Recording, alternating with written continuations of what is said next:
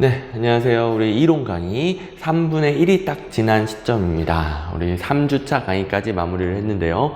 자, 마지막에 수업 내용 여러분들 복습 나름대로 했고, 또 하프 모의고사 5분 제고 잘 풀어봤죠? 여기에 대해서 또 부족한 부분들 채우러 가볼게요. 끊임없이 이렇게 반복하면서 채워나갑니다. 1번 비용 편익 분석인데요. 편익 비용 분석 상관없습니다. 이거 굉장히 어려운 개념이었었는데 경제학적 배경 지식이 필요해요. 근데 그걸 다 이해하기는 너무 힘드니까 결론을 외우라고 그랬죠? 이게 경제학이라서 결론은 엄청 명확해요. 내용은 엄청 어렵지만 결론은 명확합니다. 내용 이해가 안 되면은 그냥 결론만 외우면 다 푸는 거라고 그랬어요.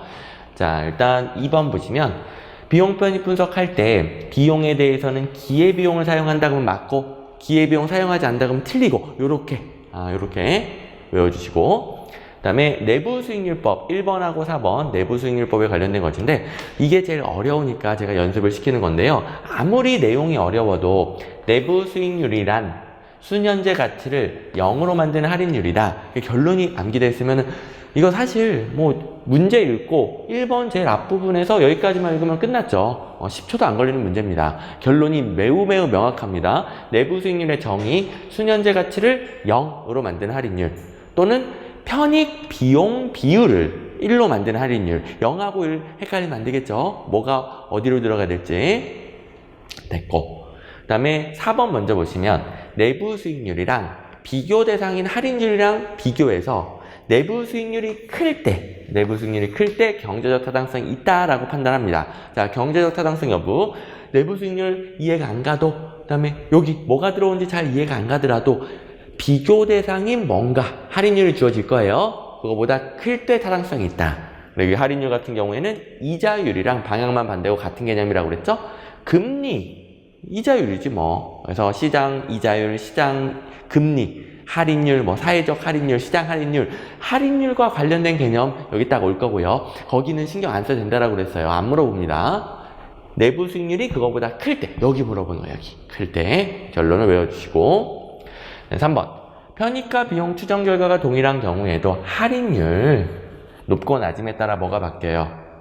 현재 가치가 바뀌지. 자, 이런 비용 편익 분석 전부 다 비용과 편익을 화폐 가치화하는데 비교하려면 모두 다 현재 가치로 바꿔서 비교해야 된다고 그랬어요. 근데 할인율이 달라져 버리면은 현재 가치가 달라져 버립니다. 그러면은 이 방법들을 쓸 때 당연히 결론이 바뀔 수 있겠죠.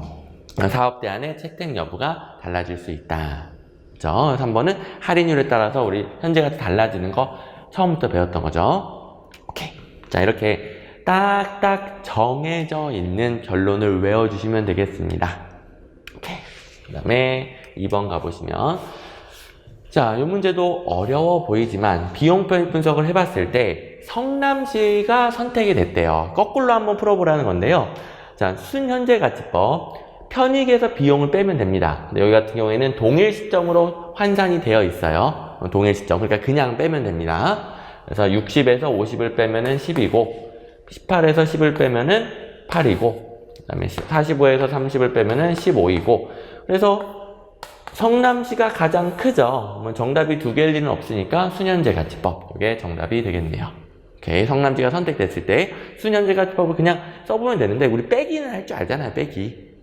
지금 동일 시점으로 환산되어 있으니까 현재 가치 할 필요도 없겠고 그대로 빼면 됩니다. 그 다음에 비용 편익 비율, 이거는 편익 비용 비율이라고 해도 되고 비용 편익 비율이라고 해도 상관없습니다. 일부러 제가 조금씩 순서를 바꿔놨는데요. 1번, 2번 다 상관없습니다. 편익 비용 비율, 비용 편익 비율 상관없어요. 그냥 읽으면 됩니다. 나누기죠. 60에서 50을 나누면, 60을 50으로 나누면 1.2, 18을 10으로 나누면 1.8, 45를 30으로 나누면 1.5. 우리 나누기는 할 줄 알잖아요. 그래서 편익 비용 비율법을 쓰게 되면 포천시가 선택되게 됩니다. 내부 수익률 못 구하고요. 자본의 회수 기간 여기하고는 상관이 없겠죠. 이런 식으로 문제도 한번 풀어보시고, 빼기 나누기 정도로 할 수 있잖아요. 오케이. 자, 그다음 3번 보시면, 다음은 정책 분석 과정에서 직면하게 되는 불확실성을 최소화하기 위해 적용되는 분석 기법에 대해 설명한 것이다. 잘못 설명되고 있는 것은, 요거는 키워드만 딱 정리하면 되는 문제였어요. 자, 미래에 발생할 수 있는 최악의 상황을 전제한다. 최악. 가장 보수적으로 판단하는 거죠. 이름 그대로 최악의 상황, 보수적 판단이 되겠습니다. 분기점 분석은 어떤 상황에서도 일정 분기점을 넘어가는 대안을 찾는 거죠. 나머지도 키워드. 민감도 분석은 패러미터 변화에 얼마나 민감한지. 그다음에 상황 분석. 패러미터보다 좀 더 큰 단위가 상황이었어요. 그래서 여기는 상이한 조건. 자, 패러미터가 아니라 상이한 상황 조건 하에서 변화를 보죠. 그 다음에 3번. 악조건 가중은 이름 그대로 가장 좋은 대안에 악조건을 가중한다. 가장 두드러진 대안에 불리한 값. 악조건을 가중했음에도 불구하고 우선순위가 어떻게 되느냐. 이런 걸 가지고 판단하게 됩니다. 이름 그대로 키워드 딱 따주시면 되는 부분. 그 다음에 4번. 여기서부터 뭐 내용이 엄청 쉽죠. 여러분들 지난 시간에 배울 때 이 의사결정 모형부터 되게 쉽게 배울 수 있었죠. 합리적 정책결정 모형. 합리 모형은 1번 모든 대안을 탐색해야죠. 1번부터 뭐 틀렸네? 몇 개의 대안을 무작위로 추출하여 순차적으로 대안 탐색. 이건 합리 모형 외의 모형들이 되겠네요. 그래서 1번 바로 정답이 나오고요. 그 다음에 우리 4번을 먼저 보시면 합리 모형이 되려면 인간의 합리성이 완벽해야 돼요. 그 다음에 3번. 그럴 때 이 문제인지 목표 설정, 대안의 탐색, 각 대안이 가져올 결과를 예측하여 평가하고 최적 대안, 1등 대안 찾는 거. 요게 이제 가능한 거죠. 그래서 우리가 합리 모형은 이 3번 순서에 맞춰가지고 포인트 잡아서 각각 분석 기법들을 배워봤죠. 어쨌든 3번, 4번 맞고요. 2번. 비판을 해보면은 완전한 합리성 가정이 현실적이지 못하다 이런 비판도 되고 2번 실제로 문제를 다루는 행정조직 과정이나 행정과정에 참여자들에 대한 고려가 없죠. 점증 모형은 참여자들을 중시하고요. 합리 모형은 참여자들에 대한 고려가 없습니다. 의사결정자가 이게 최고야. 이거 정했어. 그럼 끝나는 거예요. 그래서 목표 극대화, 정책 내용에 초점을 두어 분석을 합니다. 자, 합리 모형. 이거 일부러 제가 2, 3, 4번은 좀 어렵게 냈어요. 근데 1번에서 너무 쉽게 답이 나오죠? 모든 대안을 탐색하려고 하는 게 합리 모형입니다. 5번. 다음 개념과 특징을 갖고 있는 정책 결정 모형에 대해 올바르지 않게 기술한 것은 지적 능력의 한계 이러면 제한된 합리성인데 제한된 합리성을 처음 제시한 모형 하면 만족 모형이에요. 근데 처음 제시한 게 아니라 그냥 제한된 합리성을 가정하는 모형은 합리 모형 외에 전부 다. 그러니까 아직까지는 알 수 없고 다원주의 거기다가 정치적 합리성 이러면 점증 모형이 바로 나오겠죠. 다원주의와 정치적 합리성 굉장히 중요한 점증 모형 키워드입니다. 자, 점증 모형이니까 3번 같은 거 정책의 목표와 수단이 불명확해요. 합리 모형이나 명확한 것이지 목표와 수단이 분명하지 않다. 그 관계도 분명하지 않다. 그래서 점점 상호작용을 거치면서 목표와 수단이 조금씩 조절되어 나가는 거죠. 1번. 합리 모형은 쇄신이 가능한데 점증 모형은 쇄신적인 정책 결정 방법을 시도하지 않을 구실이 될 수 있죠. 점증 모형의 결론이 뭐였어요? 보수적인 결정이 나타난다. 맞죠? 4번도 마찬가지. 복잡하고 급격한 변화가 일어나는 사회 문제를 해결하는데 적합하지 않다. 사회 문제가 바뀌면은 결정도 바뀌어져야 되는데 점증 모형에서는 바뀌지 않아. 보수적이야. 1, 3, 4번 다 점증 모형이고요. 지나치게 많은 분석 시간과 노력이 요구되는 것은 모든 대안을 모두 체계적으로 일일이 분석하는 합리 모형 쪽이죠. 자, 2번은 합리 모형의 단점이 되겠습니다. 점증 모형은 일부의 대안만 그것도 기존 대안에서 조금만 분석을 하기 때문에 거의 분석조차도 없고 시간과 노력이 많이 걸리지 않죠. 그다음에 6번. 다음은 어떤 모형이 결정 과정에 나타나는 특징인가? 이렇게 거꾸로 내는 패턴도 있겠는데요. 다의 결정적인 게 있죠. 의사결정 주체는 느슨하게 연결된 하위 조직. 이거는 뇌리에 바뀌었을 겁니다. 회사 모형. 자, 회사 모형의 의사결정 참여자. 느슨하게 연결된 하위 조직들. 거기다가 모두 성취되기보다는 서로 나쁘지 않을 정도의 수준에서 하위 조직들의 요구가 타협을 이루어 나간다. 갈등의 준의 결이네요. 정책 결정자들의 경험이 축적됨에 따라 학습을 하는 거죠. 그러면서 가장 효율적이라고 판단되는 표준 운영 절차.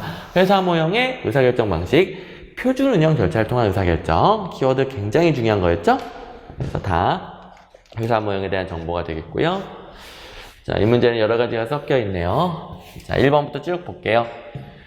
정책 담당자들이 최선의 합리성을 추구하기보다는 시간과 공간, 재정적 측면에서 여러 요인들을 고려해서 만족할 만한 수준에서 결정한다. 만족 모형 맞네.